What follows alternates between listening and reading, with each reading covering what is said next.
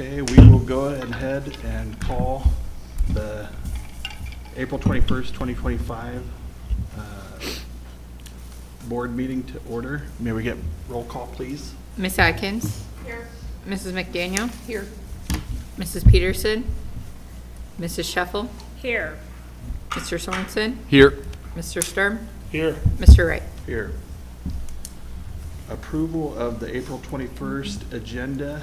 May I get a motion to approve, please? Motion to approve. Second. Vote, please. Ms. Atkins? Yes. Mrs. McDaniel? Yes. Mrs. Shuffle?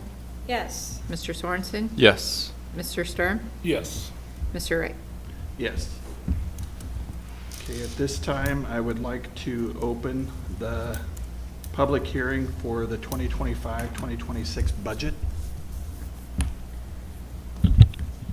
We can switch to the PowerPoint, please. So the notice for this public hearing was published in the Council Bluffs Nopperell on April 10th. To start off, this is the tax rate comparison for FY25, which is our current year. So this current year, Lewis Central is at $10.29, well below majority of our neighboring districts and some districts similar in size to us from the HOC 10. This is a copy of the published proposed school budget summary. I know it is very small up there, but board members all have this in your packet. The proposed property tax rate per $1,000 taxable valuation for fiscal year 26 is going to be $11.29. How we get to this number is the formula taxes make up 64% of this, and this is our state-driven formula that includes state aid and the other part of the taxes that are set with the state. We are not levying any cash reserve this year. The instructional support levy, which is a voter-approved levy, is making up 4% of the general fund levy, being $7.71. For FY26, we are proposing not to levy any management funds this year. That is a board decision. And then for the regular PEPAL, that is set at 33 cents by the board. The voted PEPAL is set at $1. And the debt service, which is the GO bond that was voted on in November, is set at $2.25. The total levy becoming the $11.29, and it is just slightly over the $1 increase from last year, and majority of that comes from the rounding part of that. We'll move to the next slide. So who controls all of these levies? The state controls 64% of our levy, and that is through the formula. The voters approve the 33 cents of the levy, which is the instructional support, the voter PEPL, and the debt service. The board then is controlling 3% of the budget this year, which is the management, the regular PEPL, and the cash reserve levies.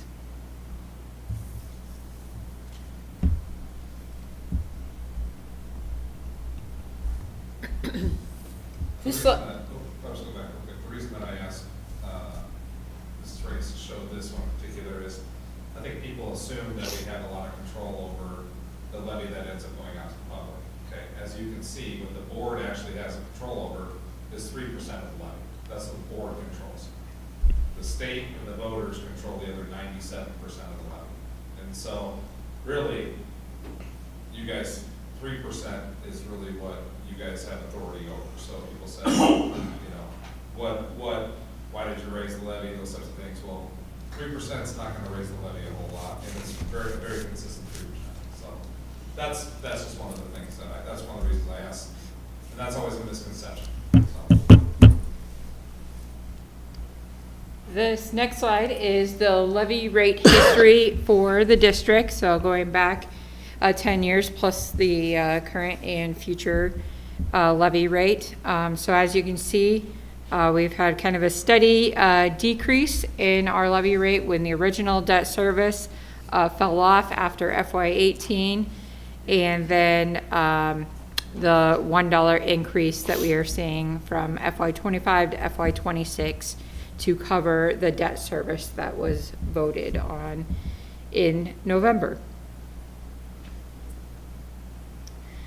The property tax valuations have also increased for the district. Majority of that coming in the commercial and industrial portion of our taxable valuations. And the TIF that we have is very minimal compared to our taxable valuation. The other thing is that TIF is not included when we talk about debt service levies. So all taxpayers do pay a portion of the debt service levy. Looking at the budget time frame going forward, we're at our second public hearing. And this evening, then we will also be adopting the budget, and then it will be filed with the Department of Management and the county auditor by April 30th for it to be effective July 1.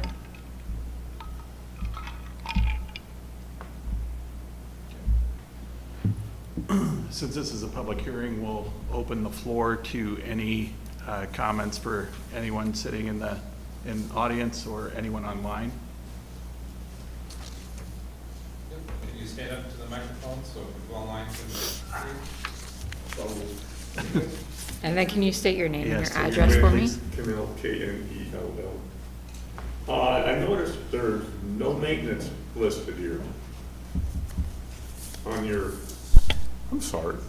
There's no maintenance on all the items listed here. You got absolutely no maintenance and no amortization to start replacing things. Like, what's the lifespan of the track? 10 years? There should be money set aside right now for 10 years to be able to replace the track. Not when it breaks, now we gotta fix it, we gotta go to Iowa Western. But maintenance and amortization are two critical parts, and I don't see either one of them listed. That would fall under plant operation and maintenance. And then also the facilities acquisition and construction would be the two places that a track replacement would fall under. How much do we have set aside for that? For the track? How much is set aside?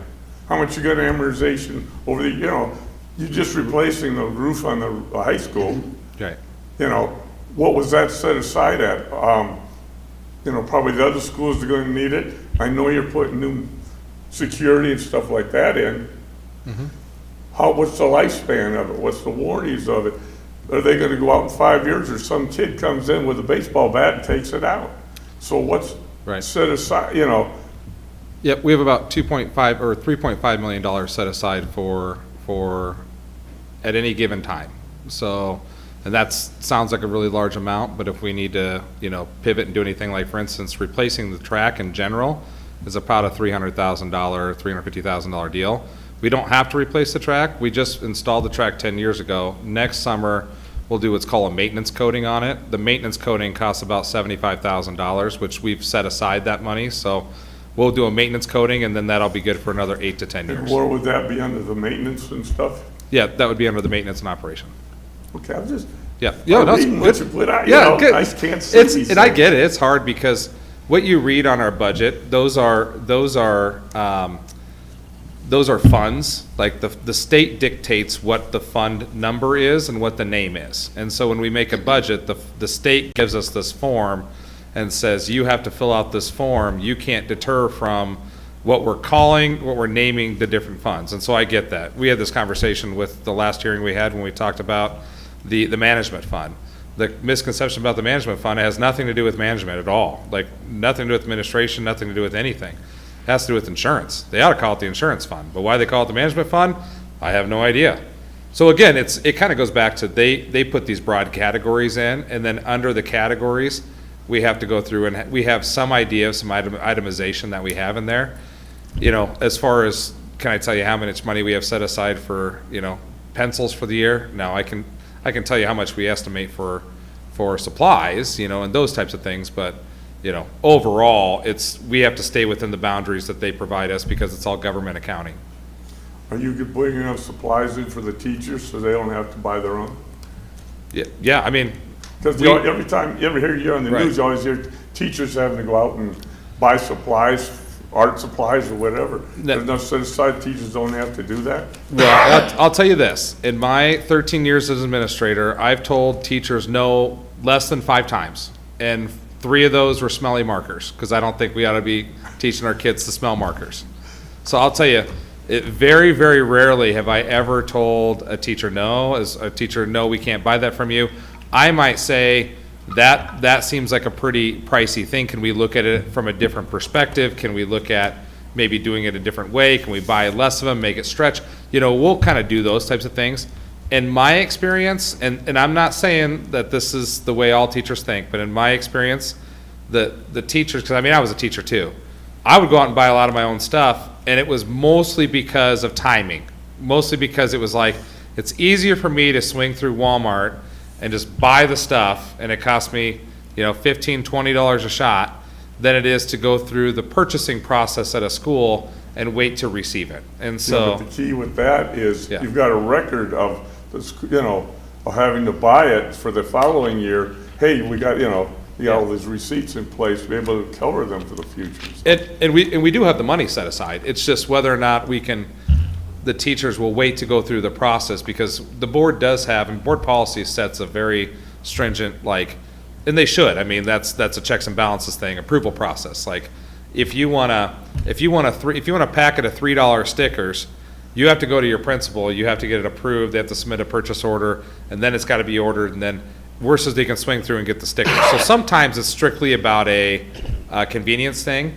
There are some other things that one time a year we'll have students bring supplies. We've even gone through the supply list and said, I hate the fact that we ask people for Kleenexes. So I send our maintenance guy to go buy pallets of Kleenexes now, so we don't ask kids to bring Kleenexes anymore. We can provide Kleenexes. We can provide pencils. Now, pencil boxes, I think if we provided generic pencil boxes, I think my girls would cry. They like their fancy pencil box, So that's one of the things that, there is some individuality there.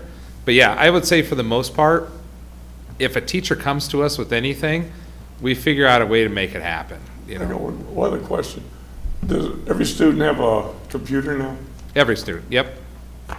Okay, because that goes back to that other thing you and I talked about the other week about, Yep. going online for stuff rather than just clearing snow day. When I went to school, they just cleared an optional day. So you Right. could count it, But if you get in, you could. If you couldn't, you couldn't, so. Yeah, every student has access, I should say, every student is assigned a Chromebook. When you hit 6th grade, you start taking your Chromebooks home. When you're in kindergarten through 5th grade, the Chromebooks stay in the classroom in carts, and they get charged and everything. That way, as much as we use them on a daily basis. We're not reliant on a 2nd grader to take their Chromebook home, bring it back charged, ready to go the next day. You know, that's a lot of responsibility, and you know, even though they're not crazy expensive devices, like they are a school asset, and so we want to make sure that they're maintained. So yeah, every student is assigned a Chromebook from kindergarten on. So Okay, Yep. thank you. yeah, absolutely. Did we have any comments online? No. Okay. Any other comments in the general audience regarding the budget? Okay. Then we will move to close the public hearing on the 2025-26 budget hearing. And we will move into commendations, good news. So this is, I do have Ms. Jamie Justison and Mr. Neville. You guys want to pop up and give us your presentation? So again, this is just a learning opportunity for the board. You guys did this last year too, right? Yes. Yeah. Yep. So I'm Jamie Justison. I'm one of the assistant principals at the high school. This is Mr. Pat Nepple. He's our college and career readiness coordinator. And we're just going to give you an overview of our district career and academic plan, which is our framework for career development for students in 8th through 11th grade.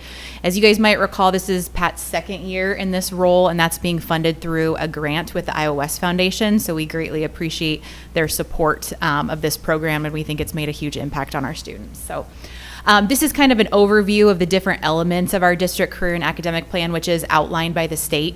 And we're just going to go ahead and kind of hit the highlights for you of some of the different activities and learning experiences that we've had for students as it relates to their career development.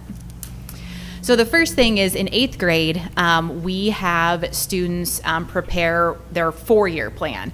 So Mr. Slominski is our 8th grade counselor. He's new to the district this year and has done a really great job of kind of expanding that career development at the 8th grade level. And you guys at the high school have worked a lot with the middle school counselors as well on that transition piece. So we use a program called Zello to register kids for their classes each year. And in 8th grade, they're not only registering for their 9th grade classes, but they're also developing kind of a tentative plan for what their high school academic career will look like. And then in subsequent years, we're constantly reviewing and revising that as students learn more about what their interests are, what their skills are, and the courses that will connect them to help reach their future goals. So that's kind of what we have going on at 8th grade. And I'm going to turn it over to Pat and let him talk about what he's done at the high school this year. Thank you for that. Just real quick, thanks to everyone for having me here again this year. Thanks to Jamie Justison for her leadership as always. Fantastic. Special thanks to Emma Schwaller. Also, I don't know if you guys know this or not, but she's awesome. Not only did she go along to all of these, nearly all of these visits that we took this year, but then she takes pictures, posts them on all of our social media sites, and helped with this presentation as well. So. Just a quick update as to where we've been and where we're going with those career exploration experiences. So the state has kind of defined some things differently this year, actually last year, compared to what we've had in the past. So these are all career exploration experiences. It's a quick hit, kind of expose a student to a field, see if it sticks. Sometimes it's great, sometimes it's not, which is great. Ultimately the goal would be to figure those things out before they leave high school, so they have a little better idea. So the 2 years before I started doing this, the amount of data that I could pull was about 15 or 16% of students had some sort of career exploration experience, and then last year and this year are roughly the same. I think the one thing that I've done this year that I'm kind of proud of, I know the number looks the same, but I think the quality of what we've done is a lot better this year than what we've done in the past. Last year, I'd bring a speaker in to talk to some comp classes and tell them how to use writing in the workforce. Well, the thing about it is every kid, vast majority of kids need composition, especially if they're going to a 4-year college. So it didn't always hit. So this year, if you would hit that for me. Not the slide I was expecting, but that's okay. So this year what I've done was I gathered all the information from students on what they were interested in, and I specifically, put all of those in different categories. There was 25 or 30 different categories. And then I just started making phone calls or talk to community members and things like that, specific to what the student wanted to actually see, and I just started tackling that. It's kind of a big task, but again, 53% of the students have had some sort of work-based experience this year. Mostly sophomores and juniors are the ones that I hit for the most part. So that work-based learning then, if you go back to that previous one, I'm sorry, the work-based learning experiences, those are the ones that are difficult. Those are the ones that have to have some deeper meaning, some length of time. It's not just a quick hit career exploration type thing. So that's where our internships have come into play. So these are the internships that we were able to find quick. Thank you to Cheryl Casey. She does a fantastic job. But these are the tough ones. Not only to sell students on doing an internship for an entire trimester, but to get to the business partner degree to take them on. And obviously these guys have agreed to take someone on, and they've all been fantastic for us as well. So this is just a couple of different slides on how I found career interests for students. This is the Career One Stop site. If you guys have questions on any of these things, make sure you let me know. Each class does different things, and we kind of do them in large groups, about a fourth of the class at a time. And so this is just an example of one of those. Lisa, if you would hit it again. Just another example, same type thing, and one more, I believe. Okay, so this is kind of what, after the kids kind of have some time to explore those careers, I have them fill out just a quick Google survey. Tell me what career cluster you're interested in. Tell me some of the careers that might fall in that. We do that 2 different times, and then maybe just a career that you might have always been interested in, and they put it all on this Google Doc, and then I get this massive amount of information, and I just start to categorize it. If you would hit again, Lisa. So these are some of the trips that we took. This is one that I'm super proud of. AgriVision is just like right there, and I didn't know about it. Shame on us for maybe not knowing about it, but one of our students actually has an opportunity for the next 12 months starting in August. He's got basically they're going to make him a field agent. They're going to put him out into the field, and he's going to fix John Deere equipment. That's going to be his job. They're going to pay for him to go to school. They're going to pay for him to get training. He just talked to him today. He's getting set up at Iowa Western for housing. They've got a partnership with Iowa Western. They're going to give him 2 toolboxes, one massive one about this size. They're going to fill it full of tools. They're going to give him another set for the back of his truck, and they're going to fill that as well. So you're talking a huge opportunity for this young man. Super proud of this one here. Go ahead. Another trip to the Council Bluffs Fire Department. Mr. Pettit's son actually showed us around. If you guys know Jim Pettit, Jordan's a great guy, good resource there. And then just kind of keep rolling through these. Just kind of giving you some of the experiences. Police department was fantastic. Former student of mine showed us around. Council Bluffs Vet Clinic. Got to hold some animals and see what that's all about. Heartland Properties to Jason James. Kyle McGlade, another former student of mine. He works for the state government. He did a quick Zoom for us. He was fantastic as well. We had someone come from the Houston Zoo. Ms. Stoops set us up with that one. Someone from the Lego group, she works in overseas, Denmark, I believe. Melissa Hawkins talked to us about therapy, just mental health and things like that, just different careers in that. Miller Electric Group, we've taken several trips over there. Big opportunities for apprenticeships for our kids there. They got to bend some pipe and see what that's all about. It's a cool experience there for those guys. Went to the Omaha Water Treatment Plant with some of the meteorology kids to see how water got treated there and some of the different careers in water treatment. Some of those kids actually want to do that same trip again because it was so cool. Rev Aviation, the guy on the far left is my own son. He's we took a trip to Rev Aviation, the Council Bluffs Airport, and he's interested in being a pilot now. That's what he's interested in doing. We actually checked out Arizona State about a month or so ago. Tom Holm came in. He does his own plumbing apprenticeship. It's a cool opportunity for students there. Stuart Timley Law Firm had a cool experience for Olivia at the Nature Hitchcock Center. It's a pretty cool picture there. That's pretty neat. And this is just Olivia's quote there. I'll let you guys read that.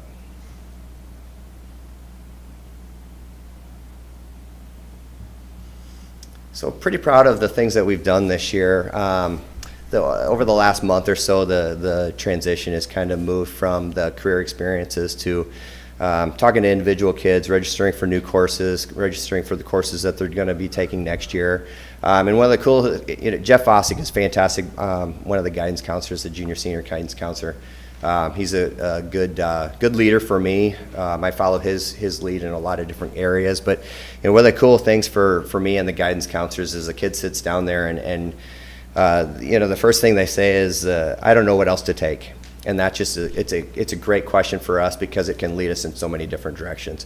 What are you interested in? Do you want to go to a four-year college? Are you interested in apprenticeships? What do you like to do? Maybe you don't know what you want to do, and we can kind of guide them down that path. And it's just a cool opportunity to talk to those students one-on-one. So that's where the focus has been over the last, really almost since Christmas time. But we do pick up some trips again. Em and I were just talking about that. We're taking another trip to Mutual of Omaha to visit their marketing department on Thursday. If anyone wants to come along, you're more than welcome. Turner Construction actually reached out to us and wants students to come visit. So we're going to go to a construction site on Monday. They've got another one set up the following week with. This is a cool opportunity. HGM Engineering, they did all of the aluminarium stuff down there. So Quinn Damgar is actually one of our Lewis Central parents. He's going to show us around down there. Just cool opportunities for kids. Get them out of the building, see what it's like. And again, if they love it, great. If they don't love it, that's a good thing as well. We had that college fair on October 3rd. 56 different colleges represented there, so it was a good opportunity for kids to see people there. I took this visit to College of St. Mary's with a group of students. Iowa Western, we've been there countless times. We might see the auto and construction program one time, but then we'll see culinary and psychology the next, HVAC, and we've been to Iowa Western. You want to go to Iowa Western, it's a pretty easy trip. They're easy to work with. I appreciate them.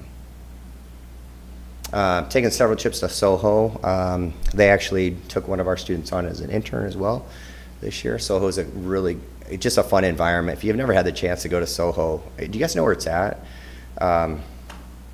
It's hard to explain. Over by the Casey's on South Expressway, it just kind of sits back behind there. There's a park back there, but it's just a great environment for kids that are interested in hair and cosmetology and things like that. But it's right in our backyard, and they're always more than welcoming to us as well. Took a trip to Metro, looking at their electrical program. Iowa Western isn't real big on their electrician programs right now, so took some kids to Metro for that. Visited Omaha School of Massage. They were super welcoming there. So this is, again, all post-secondary exploration. Trade fair was a huge success, minus the cold that we had that day. I don't know if you guys remember that date or not. We were supposed to have a lot more area high schools to show up for that, but they were all canceled or late start, so they didn't get the opportunity. So we'll try again next year. It was great for our students, though. Just some quick data, and you guys can dissect this a little bit later if you want as well, but percentage of students who registered for that trade exploration by grade level there. Different plans on what they choose to do after high school.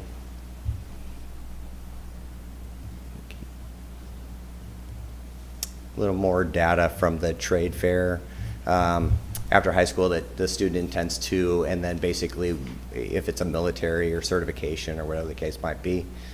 And then the area of interest is the bottom one there. Sorry, it's a little hard to read.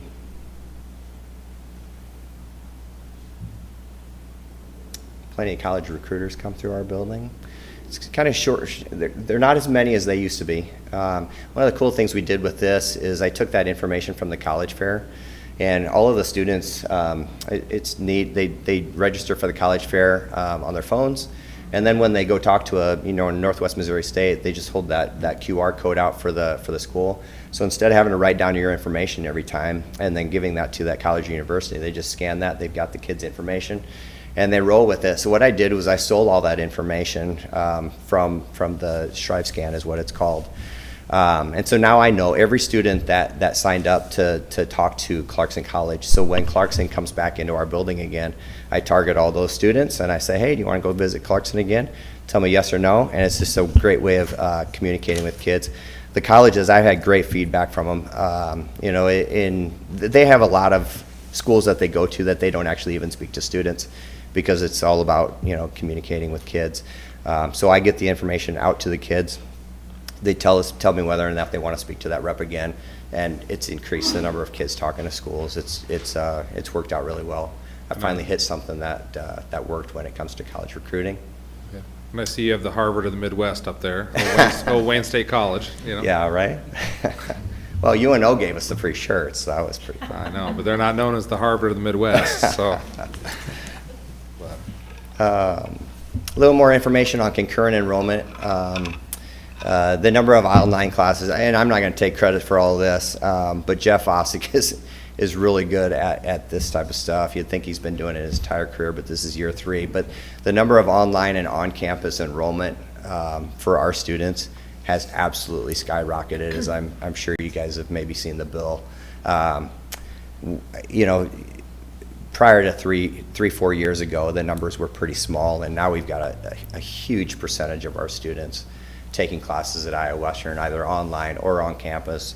We've got a lot of offerings in the building as well right now, and it continues to grow every year. So you guys can see what we've done over the last, 2 or 3 years. It's just really ballooned. We're pretty proud of that. This just breaks it down. Again, hard to read, breaks it down a little bit further. It's always fun to see the bars go up. So, Mr. Vosick and I also had attended this conference, this concurrent enrollment conference in Waterloo on March 28th. Gained a lot of information there from a lot of really smart people.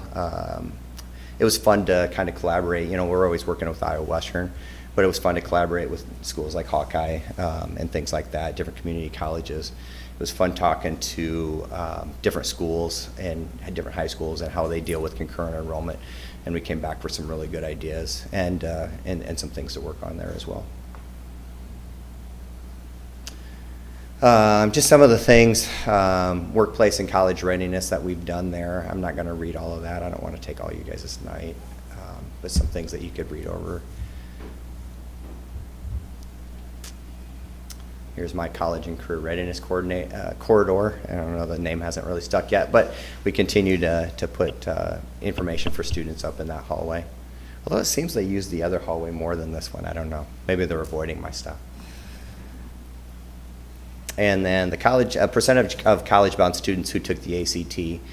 So this is broken down by class. The top left is the class of 2022. Top right is 23, and the bottom one is the class of 2024. We kind of broke it down. I was kind of curious to see how many students took the ACT, but then, like a school like Iowa Western doesn't necessarily require the ACT.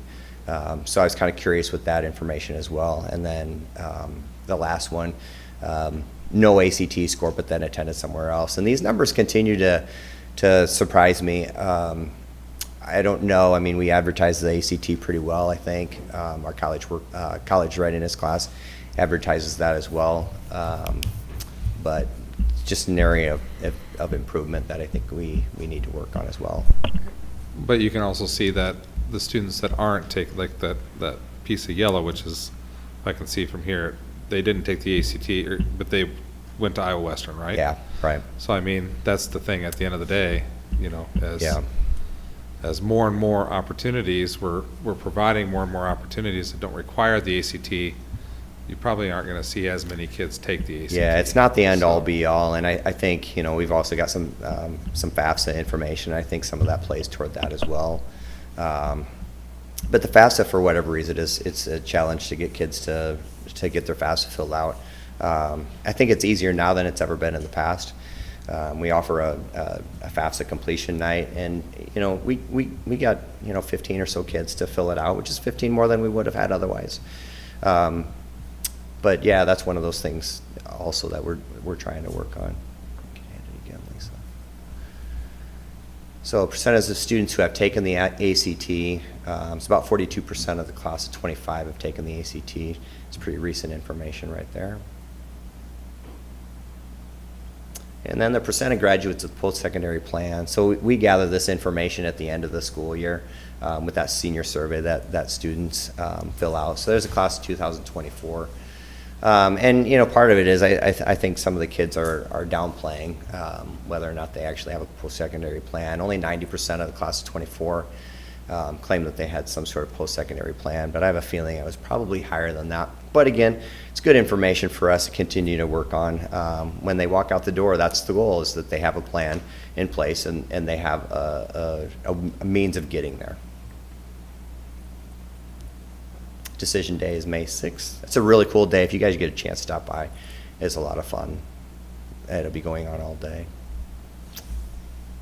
And here's that FAFSA information. This is as of 4/2, so beginning of the month.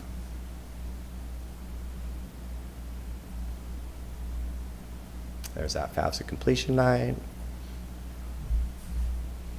And then what's next? I already mentioned that top one. The next one down, next bullet point down, is to increase the overall percentage of work-based learning experiences. So when I was actually at that conference in Waterloo, I connected with someone at the state level and brought up the fact that these work-based learning experiences are really difficult to kind of achieve. It has to be some sort of internship or some sort of certification that kids have learned, if it's welding or whatever the case is. So Hawkeye Community College actually offers a class that students take, and they get this work-based learning opportunity. So it's an extended amount of time over an entire semester.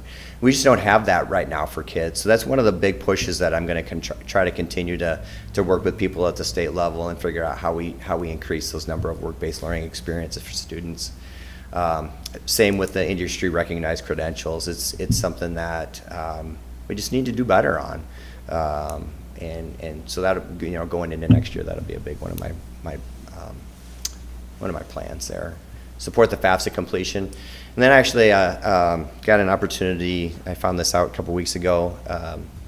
Omaha Chamber of Commerce is hoping to gain some information from this side of the river with this Opportunity Expo that they're, let me tell you about this, that they're trying to get going. So I'm going to be a part of that committee there for the Big O Opportunity Expo. Thanks to Stacy Goodman from the Iowa West Foundation for reaching out to me on that one. So I think it's another big opportunity. And it's just another cool way to get our side of the state involved, or our side of the river involved, and our students more opportunities. I think that's it. Any questions?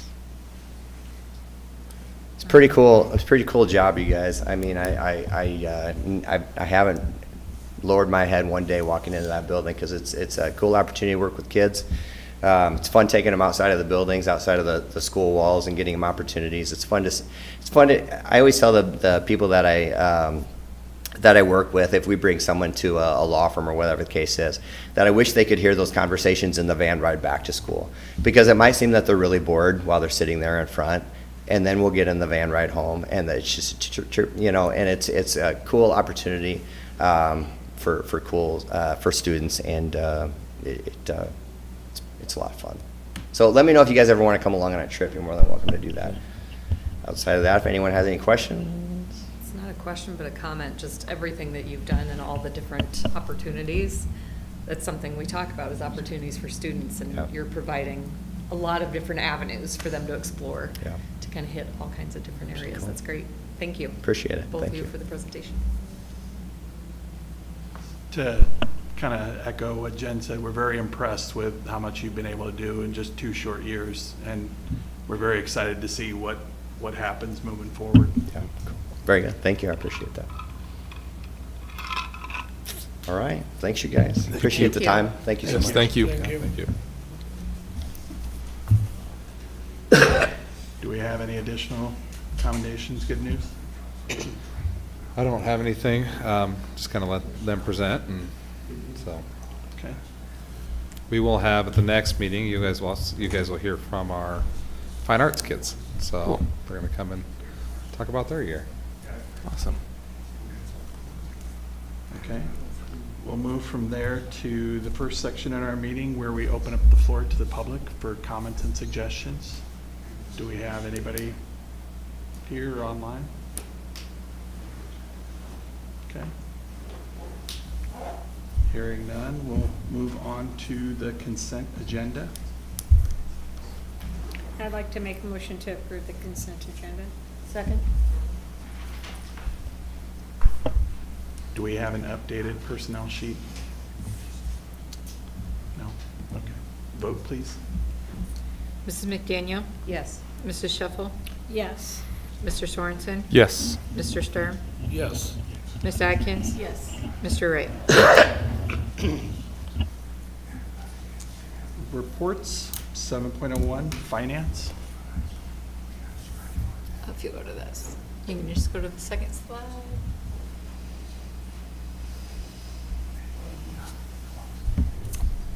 So this is our year-to-date expenditures based on the budget functions and the funds. So this is very similar to what was presented a little bit ago for the school budget summary. But this is for our current year and breaks it down into not only the functions, but the different funds. And then it shows our percent of budget. We are still running right where we would expect to be at this point in time. About that 60% range is where I would like it to be at this point in the year, with just a few months left, and then our final expense payroll being in there as well, with our last couple months of salaries that will be expensed. So everything is running right on track for that. We are a little bit lower in the capital projects, but I will preface that with, we knew that there was going to be some, and we just didn't know for sure on the timing of when everything was actually going to happen with the capital projects. So that's why that number is a little bit low. I'm not expecting that we will come anywhere near that number with the timing wise. So majority of that will roll over into FY26 as well. So we'll have that in there. But are there any questions? I figured I'd keep it short since I also presented on the budget. So didn't want to overwhelm anyone. Okay, hearing no questions, we'll move into 7.02, curriculum instruction with Dr. Hartman. I'm going to show just some preliminary data from our initial ISASS results. So these are not complete. There's still a few tests trickling in, but we can just get a little bit of a picture of where we're at. So let's see. Here. Okay, so the first one is math up at the top here. And then you can see on the left-hand side is our grades. So you can see we're ranging from 66% to 88% of students being proficient. A little bit of a gain overall from last year. Over here you can see year-to-year difference. However, we often look at cohort data just because that's the same set of kids. Sometimes we get very different mixes of kids from grade to grade. English language arts. Here we are ranging from 62% to 90% in 8th grade proficient. And science, we were all very excited about science. There was a lot of growth in each of the grade levels that was tested in science. And so then on this page here, we can see cohort data. We can see the differences between, this is the same group of kids. The first one is math. And then here is language arts. And I haven't done the science cohort data, but obviously that would be gains as well. So again, very preliminary data. Once the whole data rolls in, we'll look at that through DLT, and I think it'll be interesting to take a look at what we talked about earlier tonight, which is starting to set some priorities and then bringing in some of this data and mixing that with some of our board priorities to just think through what's our baseline and where do we want to grow and what does that look like for us? Any questions on that data so far? I love seeing the upward trend, and also it's nice to see that where we were in 19. I know Yeah. there was kind of a COVID dip in 2021, but we look like we're above where we were back in 19 before that. We've made gains from that COVID gap year plus some, which is nice to see. That's what we looked at in years past. It was like, okay, what did it look like back in 2019? You know, that pre-COVID, are we back? And so I'm glad you pointed that out because it is kind of fun to look back and be like, okay, not only are we back to pre-COVID, but in lots of places we're, you know, we're doing a lot better than pre-COVID years.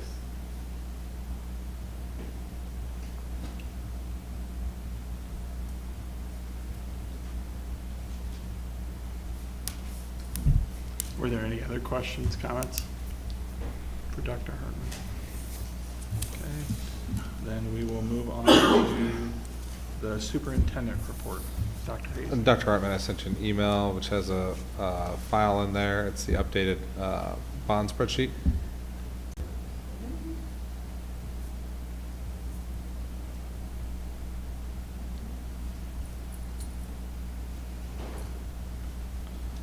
Okay, if you can somehow zoom in on that. So this is updated, so this continues to be, it's just a working document, continues to be filled out as they go. Again, you can see that the pink, you got probable costs, you got contract amount, then you have the delta, which is plus or minus where we're sitting. If you go scroll down a little ways, you'll see that right now, well, if you don't count like soft costs and contingency, because we're going to keep adding to that, like that's our expenses as we move forward.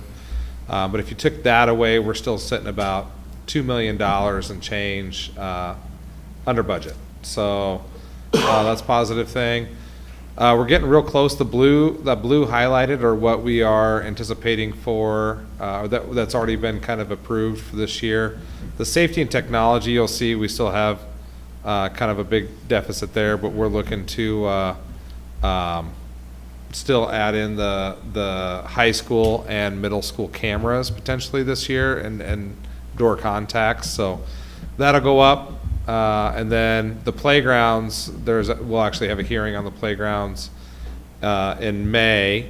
And just to give you guys a heads up right now, we did exceed that budget a little bit because it came down to like accessibility, like being able to make sure the surfacing is what's the most expensive when it comes to playgrounds, and to make sure that we truly do have accessibility. We're probably looking more like 1.2 versus 1, but we're saving $2 million in other areas. So that's a pretty justifiable expense in my opinion, if we can make sure that kids can have access to all the playground pieces. And again, that's 4 playgrounds we're talking about, not just like 1 playground. So, but we'll bring that the next meeting. Will be a budget hearing. The committee did choose to go with Crouch Recreation. And they're still on the timeline to be wrapped up and done, even if you guys can approve it on May 5th, they'll hit the ground running. The equipment's about 8 weeks out, so the equipment come beginning of July. They'll start all the clearing of the current playground in June, make sure all that's cleaned out. So when that new playground equipment comes, they can install, they can do they can do surfacing and be out of there by, I told them August 15th would be great, give them some time. So I mean, that's the plan. So it's pretty exciting. There's some very unique pieces. One of the reasons they went with Crouch Recreation was because some of the stuff was not what you would typically find. They did those big, if you go look down at talk about the luminarium, you go down the luminarium and you see the big orange balls, like where you climb up and you go down the slide. Like, it's a lot of that kind of stuff. A lot of like climbing, a lot of, making sure kids are active, like that kind of thing. And I like that because I think that's a deficiency we have right now is really the upper body strength that and then the hand-eye coordination when it comes to climbing. The biggest thing is our kids play a lot of video games. What can we do to get them off video games and get them out to play? So anyway, that's it's pretty exciting, but we'll have that for you at the next meeting. Otherwise, if you look up, you guys will have the next step for the middle school renovation is to get an architect selected. So we're kind of down to 3 architects that we've kind of vetted. I'm going to ask the facility committee, as far as the board committee, and then myself and Jim Edelman and Andrea to interview the finalists for those architects, and then we'll kind of select an architect. It's not, obviously, the middle school or renovation is, it's a big budget item for us. It's, roughly $7 million, but as in terms of scope, that's now considered like a small to medium scope. Like, that's what's crazy about it. So didn't really find, there was a couple architects we reached out to see if they were interested in looking at it, but they have a lot of other projects going on, so they just kind of passed. So it's also a very unique project because you got to figure out how can we fix ADA accessibility and renovate a building with what they consider a small to medium budget. So, it'll be interesting to see what kind of ideas they have to make it all happen. So that'll be the next step with the middle school renovation, will be to get an architect selected, and then we'll turn around and hopefully start that planning, and then we can get that done by, we can do that work next summer. The high school exit lane, that's still on hold for now until we kind of get final word. We've talked briefly with the city about what they want to do, but we need to get determine final word we want to do there.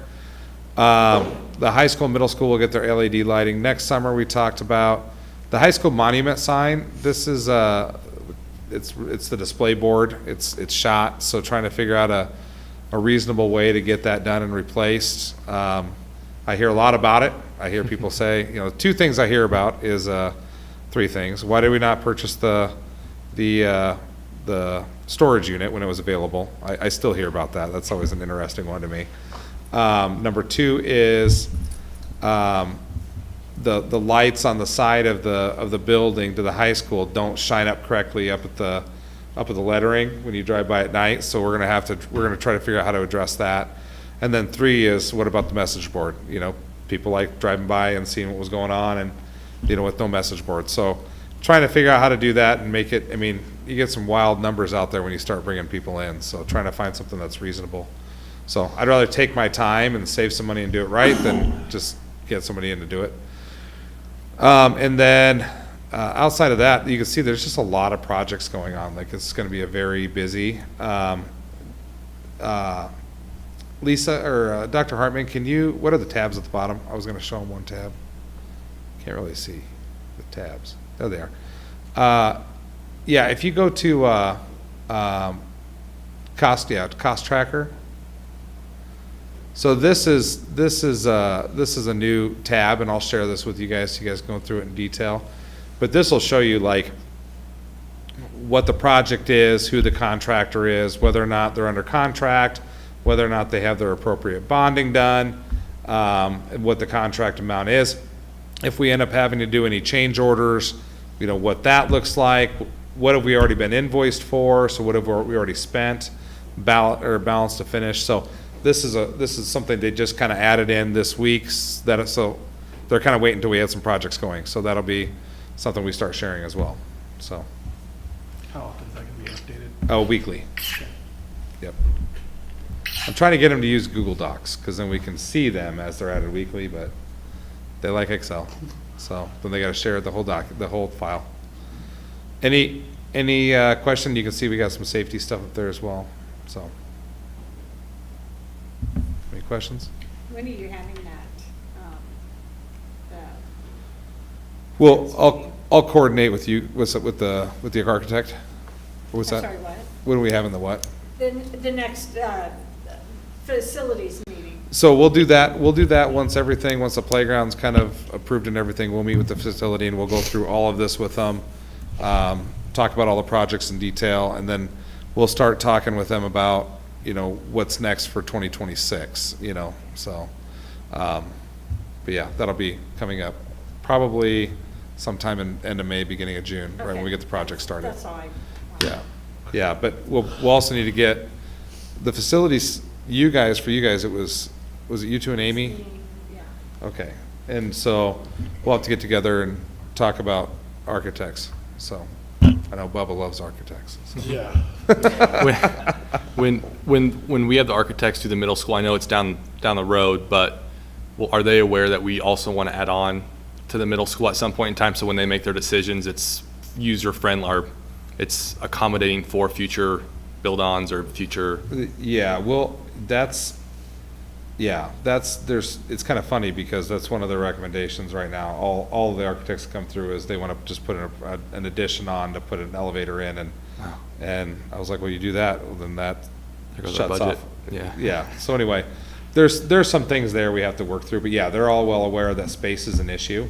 Okay. And I think for architects, like, to go through a building like ours, as old as it is and as broken up as it is, and be able to try to think outside the box and create usable space out of it, usable, safe space, is harder than, can we steer you towards just an addition, you know?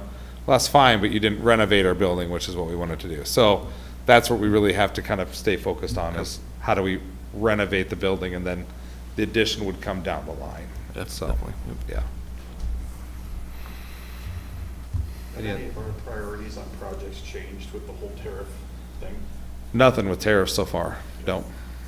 Now, everybody's putting in a clause that basically it's escalating costs, so that's why, you know, even though we're under budget, like we're not allocating the budget, we're not spending the budget. I am gonna use a little bit of it for playgrounds so we can finish those off and do them right, but outside of that, we're not adding any projects, we're not doing anything like that, because I don't know what's gonna happen with the tariffs, so.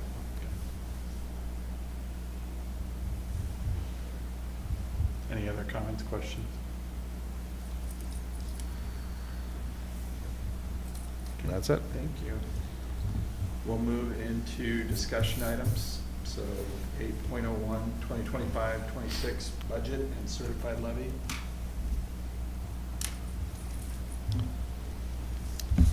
So as I presented in the public hearing, the proposed budget levy for FY '26 is $11.29.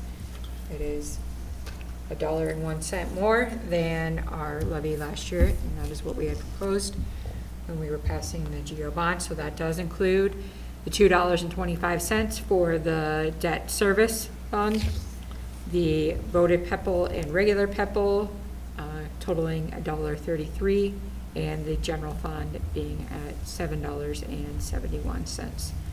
Are there any questions from the board?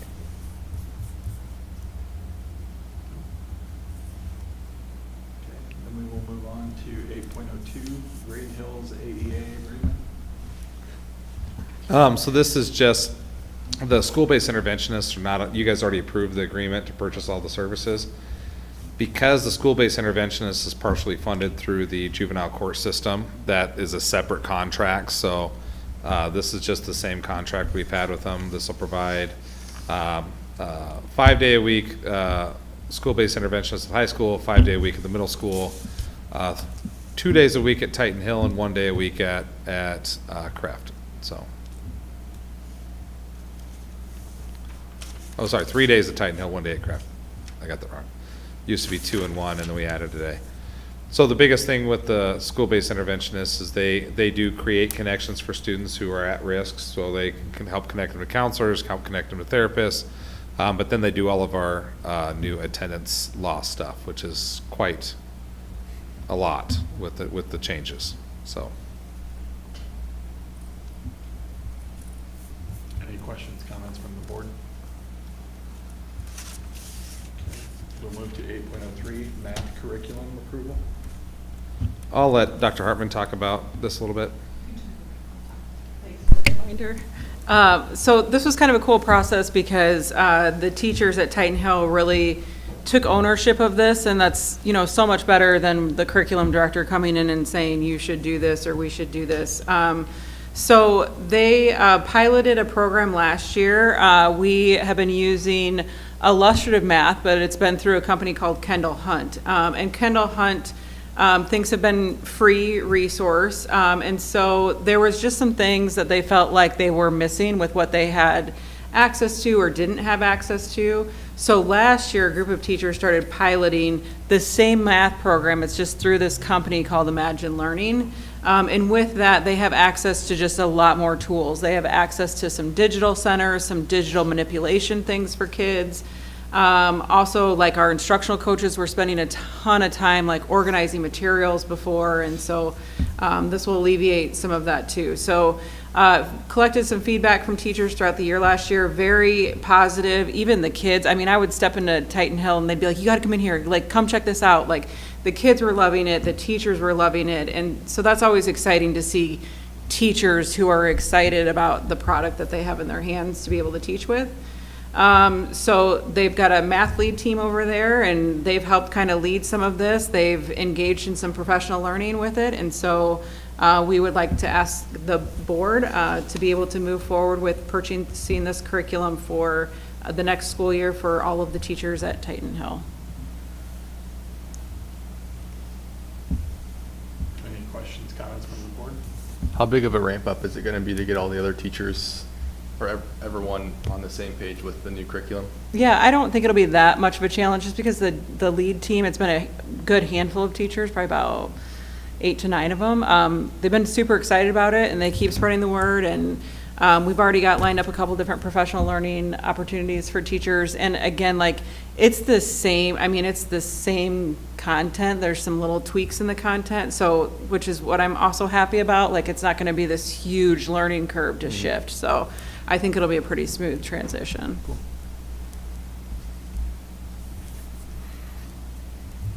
Any other questions, comments for Dr. Hartman? Okay. We will move to 8.04, employer requests for leave. We've evaluated the request and have determined based on the review that it's necessary to hold closed session under Iowa Code Section 21.51, Section I. Closed session is recommended to discuss this employee request for other paid or unpaid leave. For Iowa Code 21.51, Section A, closed session is appropriate to review or discuss records which are required or authorized by state or federal law to be kept confidential or to be kept confidential as a condition for that governmental body's possession or continued receipt of federal funds. Can I get a motion to move to closed session? So moved. Second. Vote, please. Mrs. Shuffle? Yes. Mr. Sorensen? Yes. Mr. Sturm? Yes. Ms. Atkins? Yes. Mrs. McDaniel? Yes. Mr. Wright? Yes.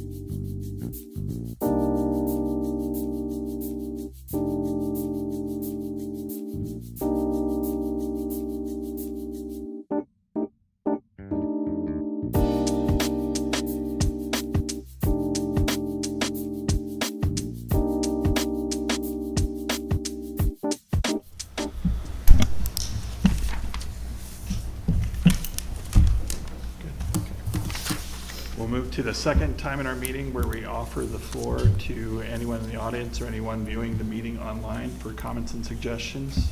Do we have anyone online? No comments. Okay. Then we will move to action items. So 10.01, the 2025-26 budget and certified levy. Mr. President, Yes. I move to approve the 2025-2026 budget and certified levy as presented. Second. Vote, please. Mr. Sorensen? Yes. Mr. Sturm? Yes. Ms. Atkins? Yes. Mrs. McDaniel? Yes. Mrs. Sheffel? Yes. Mr. Wright? Yes. 10.02, Green Hills AEA agreement, school-based interventionists. Mr. President, Yes. I'd like to make the motion to approve the agreement with Green Hills AEA for school-based interventionist services for $128,618. Vote, please. Mr. Sturm? Yes. Ms. Atkins? Yes. Mrs. McDaniel? Yes. Mrs. Sheffel? Yes. Mr. Sorensen? Yes. Mr. Wright? Yes. 10.03, math curriculum approval. Mr. President, I move to approve the math curriculum purchase for imaging learning for $62,264. Second. Vote, please. Ms. Atkins? Yes. Mrs. McDaniel? Yes. Mrs. Sheffel? Yes. Mr. Sorensen? Yes. Mr. Sturm? Yes. Mr. Wright? Yes. 10.04, employee request for leave. Mr. President? Yes. I make a motion to approve the request for unpaid leave as presented for employee A in closed session. Second. Vote, please. Mrs. McDaniel? Yes. Mrs. Sheffel? Yes. Mr. Sorensen? Yes. Mr. Sturm? Yes. Ms. Atkins? Yes. Mr. Wright? Yes. Items of interest, future board meetings. Our next regularly scheduled board meeting is going to be May 5th at 6:30 PM. Is there anything else on the schedule? Nope, that's it. Okay. Then I, I did want to toss out, just a reminder, we do have graduation coming up. okay. That is May 25th. So if anybody's interested in attending graduation, I know that, I'll be there. okay, I know that Mr. Vinchettel will reach out to, or one of his people will kind of get confirmation from you guys. So just want to put that on your calendar, so. And I think at this point, we're ready to adjourn the meeting for the evening. Can I get a So motion? moved. Okay. Second. All those in favor, say aye. Aye. All those opposed?